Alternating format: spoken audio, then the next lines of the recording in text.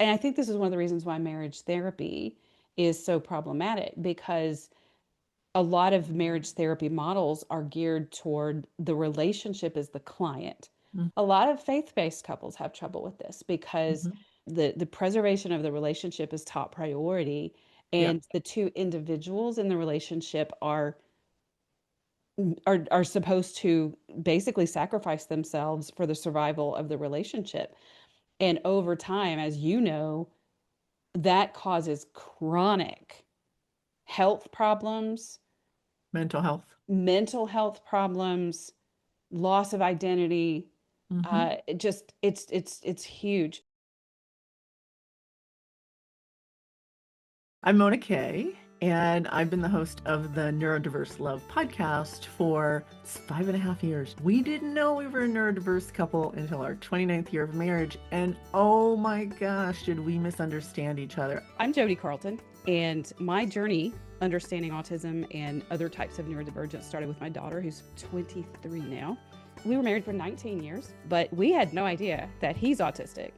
I'm ADHD, and our son is ADHD. We're going to talk about neurodiverse romantic relationships, neurodiverse families, life as a neurodivergent person. I can promise you, whatever you ask, we'll have experienced it ourselves, or we've had clients who have.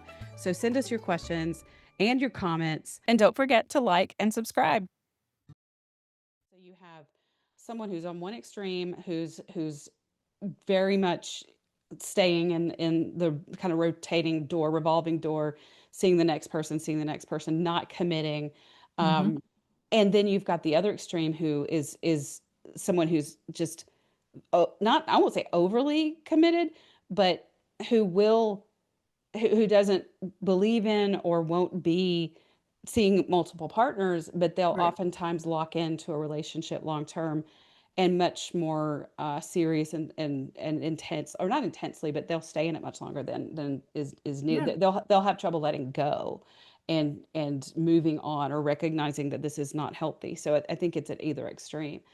Uh, Yeah, and I experienced that with my ex-husband. I mean, he said to me, if I had not moved forward on the separation, he would have stayed in our marriage for the rest of our lives. And I said, mhm. even though it was so toxic and we kept hurting each other, he's like, yeah. So that Mhm. was his loyalty. And Yep. now I understand it. But there was no way that I was going to continue to watch us hurt each other. And I Yep. see that in neurodiverse relationships on both sides, for the Yes. non-autistic partner and the autistic partner. So yeah, I Loyalty think and aversion to change. Sometimes the change, the difficulty with change and transition. So it's like yes, all of that yes, sometimes. yes. And I think what I want to just caution people who are watching is that when you're experiencing something like this person who commented, or so many different variations of that yourself, it's so important not to pin it on Hmm. just this is autism, or this is narcissism, without significant investigation, maybe even with a professional who can help you. If you're dating, then if you're starting to see these signs early in dating, then that's just that's a red flag of misalignment. If you're just seeing that, move on to someone else. But if you're in a marriage or a long-term relationship that you've been in for years, try to unpack it with somebody who understands these dynamics before you label it, because it's so well. One of the comparisons that I give to people is, most of us understand that we don't just lump all women into a category and Hmm. say, well, if we replaced the gender or even an ethnicity. So if we said the guy that I dated, I just got rid of, I believe was because he was black or Jewish. We all know that's not okay. Hmm. And we understand why, because Yep, everybody's different in yep. those categories. And when we say, I believe it was because he was autistic, that then we're doing the same thing Hmm. to the entire neurodivergent community, the I autistic agree. community, because there's so much variation in each person. We have to investigate and under, try to understand it. Yeah, and Jody, I say this to people all the time, and especially when couples come to work with me.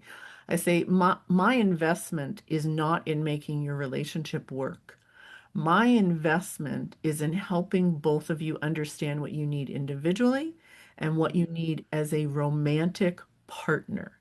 And Yes. if you're not compatible, and I've had many couples come to me, and at the Mhm. end of our coaching, they Mhm. realize they're not compatible. And they may have Mhm. been compatible at the beginning of the relationship. There may have been masking going on. There may have been special interests that they no longer have and engage in together. All kinds of things, Yeah. unhealed trauma. But the fact of the matter is, if you're not compatible, it may or may not be because you're two different neurotypes, Mhm. but that can't be like the excuse that you keep using, right? Yeah. Yeah. No Yeah. matter You, what, you, if you're you, ADHD, ADHD, or autistic or something, some other type of neurodivergence. you can't blame it on that, and especially blame it on your partner if they're the neurodivergent one and say, well, it was just because of that. It's not the neurodivergence itself, it's the incompatibility between Right, you and right, them. And right. I've had that same thing happen. And I think this is one of the reasons why marriage therapy is so problematic, because a lot of marriage therapy models are geared toward the relationship as the client. The Hmm. relationship itself is the client. A lot of faith-based couples have trouble with this because Hmm. the relationship, the preservation of the relationship is top priority, Yeah, and the two individuals in the relationship are supposed to basically sacrifice themselves for the survival of the relationship. And over time, as you know, that causes chronic health problems, mental health. mental health problems, loss of identity. Hmm. It just it's huge. So that compatibility is, I can't stress it enough. Like you're saying, it's so important, and it's hard, especially if you were compatible in the beginning. Right. Sometimes things happen. Yeah. Moving in together, you can be compatible as two people who are dating, but not two Hmm. people who are living together. You can be Right. compatible as two people who live together, but not parents who are raising children. Yep. I've had clients that once children were born, there was one or both partners were so completely overloaded sensory wise that now this family environment is so dysregulating to their nervous Yeah. system, they can't live in it. And so we've had to work out alternatives where they've lived, either the relationship dissolved or they literally lived separately so Yep. that their nervous system, so they could feel safe in that Yep. environment. So compatibility changes over Yeah. time. Yeah, and I've had the same thing, and I'm just going to put a plug in for something that I learned a few years ago about nesting. If the couple really can't live together with their children because of all kinds of things, oftentimes it's the sensory overload, but it's also the Mhm. emotional bandwidth and all kinds of Yeah. other things that the children will stay in one place and the parents come in and spend a week Yeah. or a night or whatever, so the children don't have to move. I just thought that was the most wonderful thing, and it's called nesting. Yeah. And it can be helpful to a lot of neurodiverse couples, the marriage doesn't have to end or the relationship doesn't have Mhm. to end, just creating a new container for the Yeah, and relationship. it creates stability for the children, because a lot of these neurodivergent couples are having neurodivergent kiddos too. Right. I mean, look at us. I mean, Yes. it's the whole family tree is neurodivergent, and so they're also likely overwhelmed by Abs- all of it Absolutely. too. And so it that gives the kids space and bandwidth too, to not, because I know, when I look at my family, and when I was still married, but even now when I'm not married, and this is one of the main reasons I dated for a few years after I divorced, and then there's a lot of reasons why I stopped dating, and we'll talk about that in another episode. Yeah. But one of the reasons is because we're all neurodivergent in my household. My mom lives here in her basement apartment. My kids are now in college, but they were here, and they still come back home at Christmas, and it's chaos. I am so dysregulated when they go back to. I love my children dearly, and we are so close. But when they come home, even for the weekend, it takes me a week to recover. And when they went off to college, when my son was the last one to leave. It literally took me, it was about 6 months before my mom moved in. And that's the 6 months of my adult life that I lived alone for the first time since I got married when I was Wow. 24. And I was so burned out from Mhm. being a mom and raising them and being neurodivergent. And I literally sat at night at the TV Mhm. and the house was quiet. I didn't leave. I literally didn't leave, Mona. My I kids, believe it. we all have the tracking, like we share our locations, and my kids would say, "Mom," because it would show how long you've been like somewhere.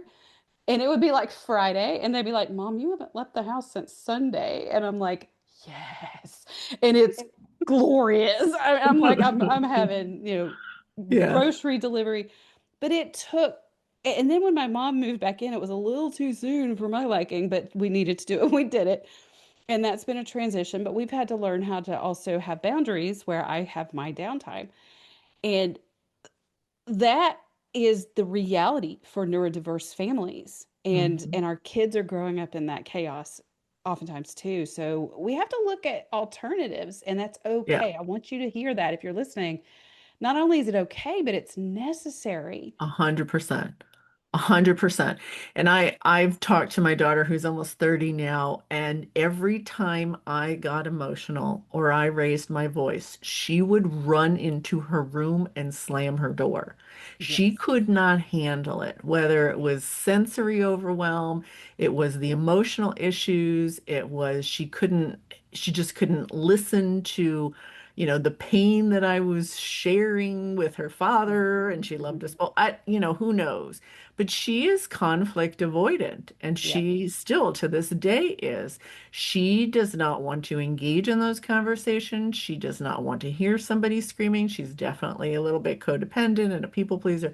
But, we all have to get clear about what we need to thrive and what we need to have peace in our lives individually and as a couple. And Yes. that's one of the reasons, Jodi, I created the Neurodiverse Love Conversation cards and workbook because those are the questions I wished Hmm. my ex-husband and I had asked each other during our marriage. Yeah. I mean, it Yeah. would have made all the difference in the world. Not Yeah. that we would have stayed together, but we would have But it understood would each give other. you that kind of clarity. And, Yeah, my daughter is very similar to yours in that her nervous system is very reactive to angry voices, to any level of conflict. And there's a lot of layers and a lot of reasons why. sure. But they all are valid.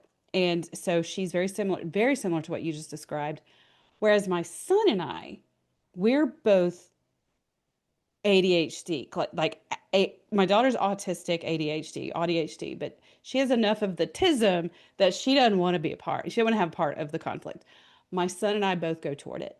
Me It's too. dopamine for us. Yeah. And so we both go toward it. And so he and I can get into some very intense arguments, and it's shutting my daughter down, it's shutting my Mm, mom down. And my son and I have had to learn how to regulate ourselves, and how to, mm, and we've both, it's been work and we've both worked at it, but we've both had to learn how to say this is not good for us either. We don't, this is not the kind of, this is not how we need to get our dopamine. Because yes. you think of dopamine as feel good, but dopamine is novelty, it's new, it's activity, it's something for the brain to do that's different than what it was doing before, a few Hmm. minutes ago. Hmm. And we've learned that this is very devastatingly bad for our relationship, but it still can get chaotic for everybody else. Even our I'm sure. level of intensity that we're comfortable with, that even Hmm. when we've learned how to regulate it, everybody else is diving for, cover. I hear you. So, I think one of the important lessons here is that you can't blame everything on neurodivergence, number Hmm. one, right? You Hmm. have to understand yourself. You have to understand your partner. You have to. If you're going to be in a relationship with another human being, it Hmm. can't just be about what you need, Hmm. period. Whether it's a friendship or you're the Hmm. parent or you're the partner, right? And the other thing is, like you say, be the detective. I Hmm. use the term, be curious, Yep. Yep. ask questions. but not like you're interviewing It's somebody or or interrogating or them. interrogating them.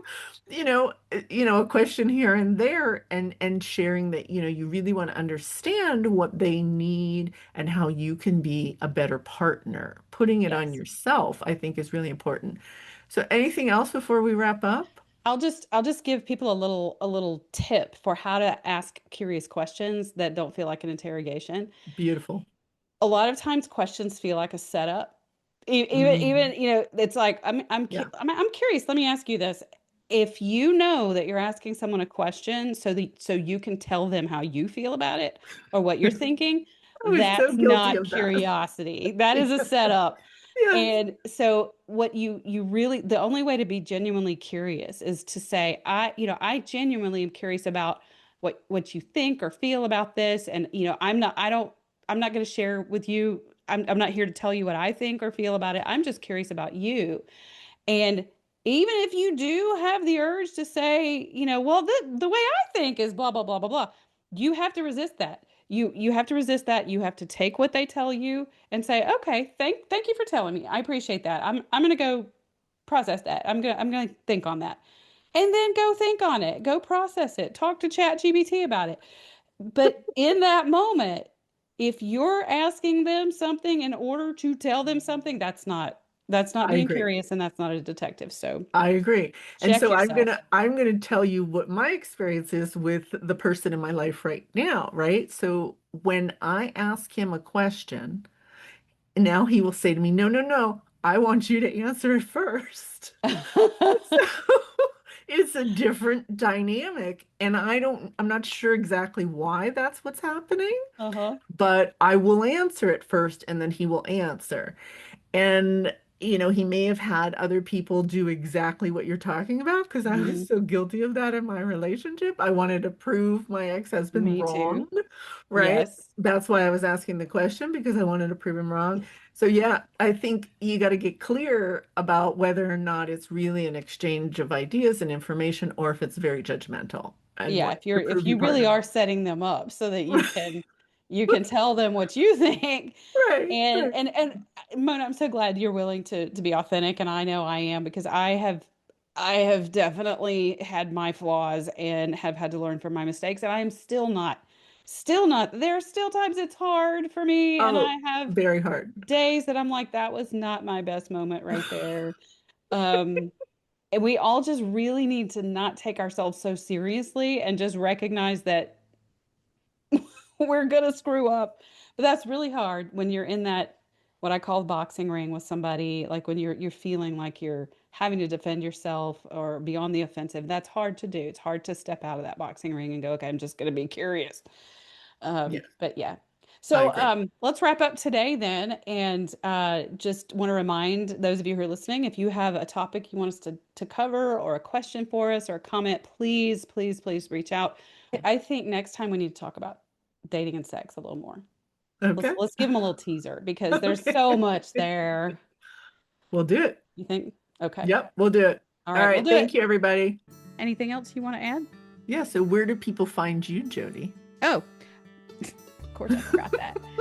JodiCarlton.com, and it's Jodi with an I. But if you just search my name, even if you misspell it, I think you'll find me. And you find me neurodiverselove.com, Yep. and you can find all my stuff. Yeah. So, Jodi, I'm looking forward to lots of great conversations and lots of ADHD moments. Me too. All right, folks. See you next time. See you next time.